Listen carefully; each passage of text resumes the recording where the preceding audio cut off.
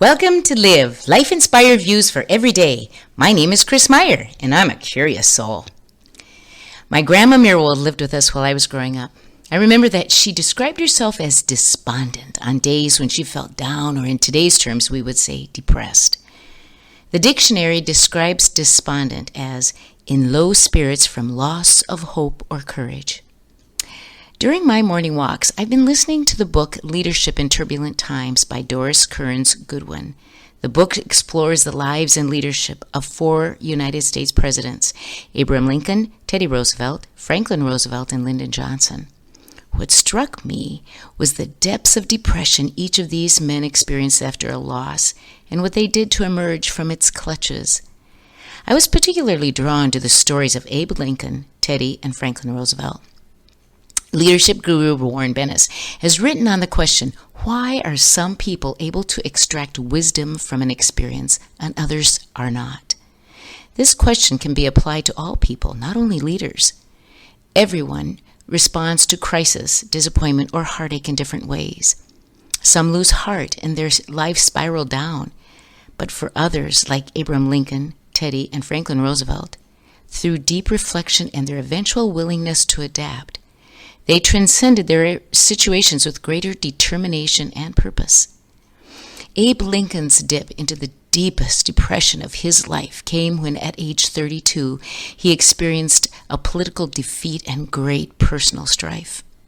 At his lowest, he admitted to his best friend that his greatest passion was that his name be linked to the goodness he strived to accomplish for his fellow man.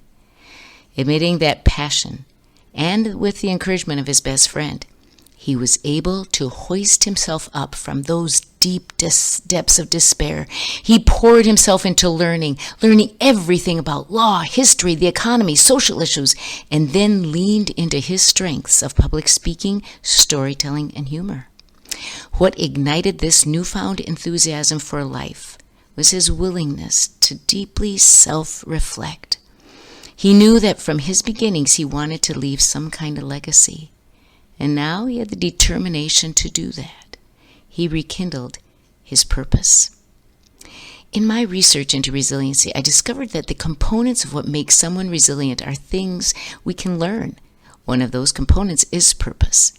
It's not necessarily a career, but just a knowing that there is a reason you are here. I know I've talked about this before, but it always bears repeating. Teddy Roosevelt's slide into darkness began with the deaths of his precious wife and mother on the very same day. He said, "The light has gone out of my life." He dealt with his depression first by ignoring it and plunging into work. Then he left and went to a ranch for 2 years in deep self-reflection, emerging with a healed body and renewed spirit, ready to continue his purpose in leadership. Franklin D. Roosevelt was stricken with polio. He plunged forward with a boisterous attitude of positivity, hiding what may have been inside. He acted the part of a positive person and sought help and healing from doctors, a rehabilitation center that he grew, and people around him to aid him physically and politically. But driving it all was his dream of leading the country. It was purpose that drove him, and the positivity that he acted soon became real. The common thread that united these 3 leaders was their focus on purpose to combat the lurking powers of depression. I remember my dad telling me about King Arthur and his friend, the wizard Merlin. Dad told me that King Arthur would often lament to Merlin, saying, "Merlin, I'm depressed." Merlin would respond vigorously, "Arthur, how many times do I have to tell you? When you're depressed, learn something." There are many causes of depression. Some is in one's DNA, born with wiring that needs medical assistance. Some is episodic, coming from things that happen in our lives. But one thing I know is that there is purpose for each one of us, no matter what our minds may tell us. To find that purpose, self-reflection, though so hard, is an important part of the journey. Start by finding one thing that brings you peace or joy and learn all you can. I guess purpose is like putting carbonation into life. I kind of like that, and I just made it up.